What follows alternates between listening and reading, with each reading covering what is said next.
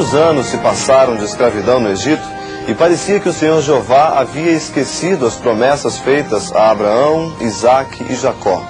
O povo, como que ovelhas desgarradas, não possuía mais esperanças. Muitos já não acreditavam na existência do Deus de seus pais. Outros nasceram sem sequer ouvir falar dele. O povo de Jeová servia aos caprichos dos egípcios como escravos. Mas os israelitas, mesmo sem reconhecerem, recebiam as bênçãos do soberano do universo a ponto de se tornarem maiores e melhores do que os seus senhores. Moisés foi atraído por uma moita de sarça que estava queimando, mas não se consumia. Então ouviu a voz de Deus chamando para tirar o povo da escravidão do Egito. Mas, Senhor, quando me perguntarem quem me enviou, o que direi? Dirás, o Eu Sou me enviou a vós. Não demorou muito para que todos conhecessem o poder do Deus que falou com Moisés na sarça. 10 terríveis pragas arrasaram o Egito e finalmente o povo saiu livre. Em direção à terra prometida, acamparam diante de uma cordilheira montanhosa.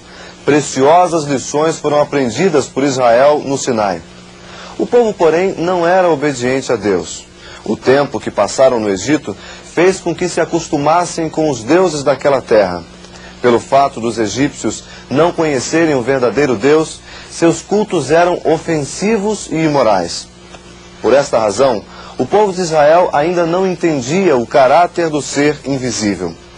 Deus se compadeceu do povo, desejou estar presente no meio deles e ordenou a Moisés: E me farão um santuário e habitarei no meio deles.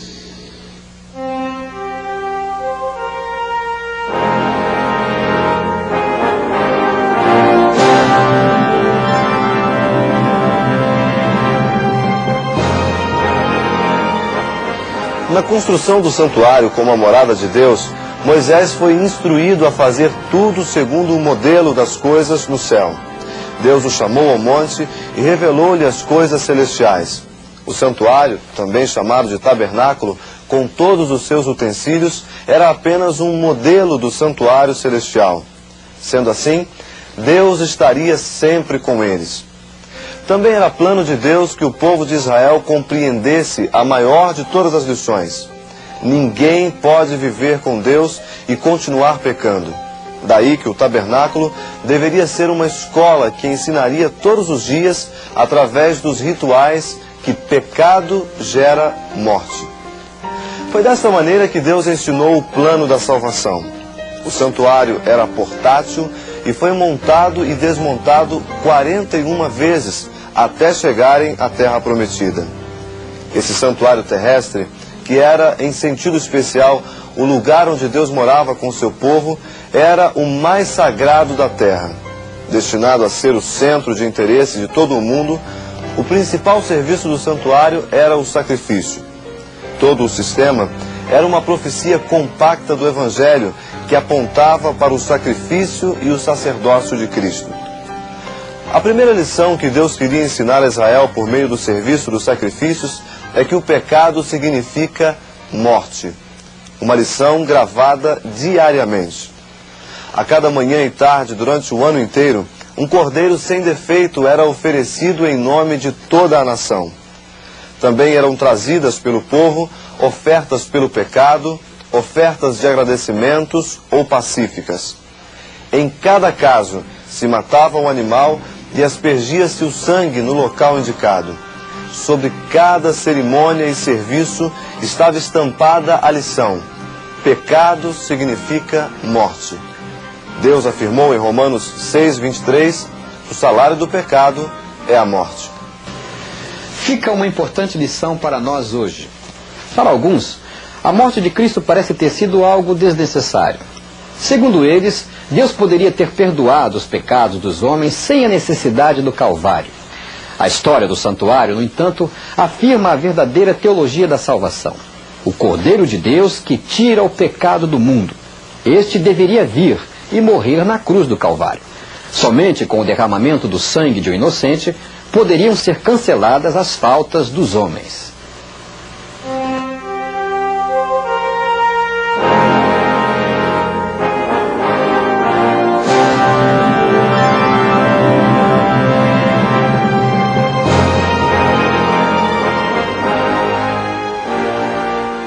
Você vai conhecer agora as dimensões do tabernáculo.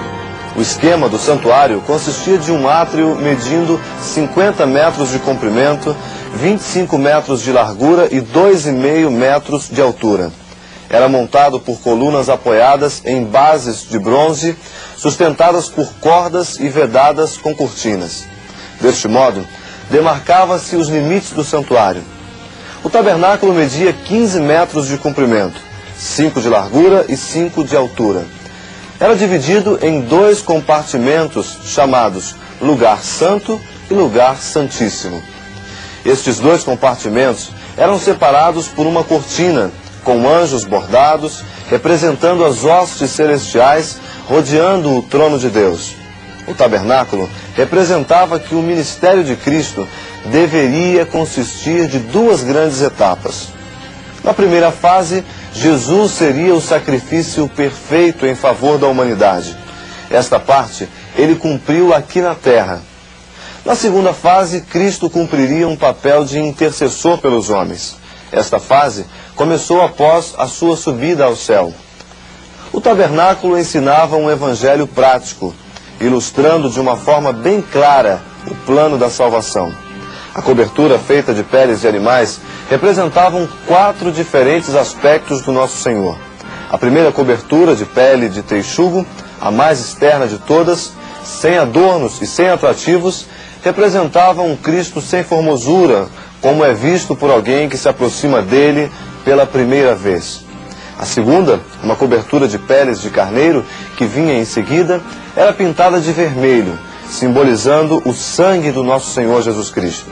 A terceira, uma cobertura de peles de cabra, era normalmente de cor branca, representava o aspecto da confiança e também da fé no nosso Senhor Jesus Cristo.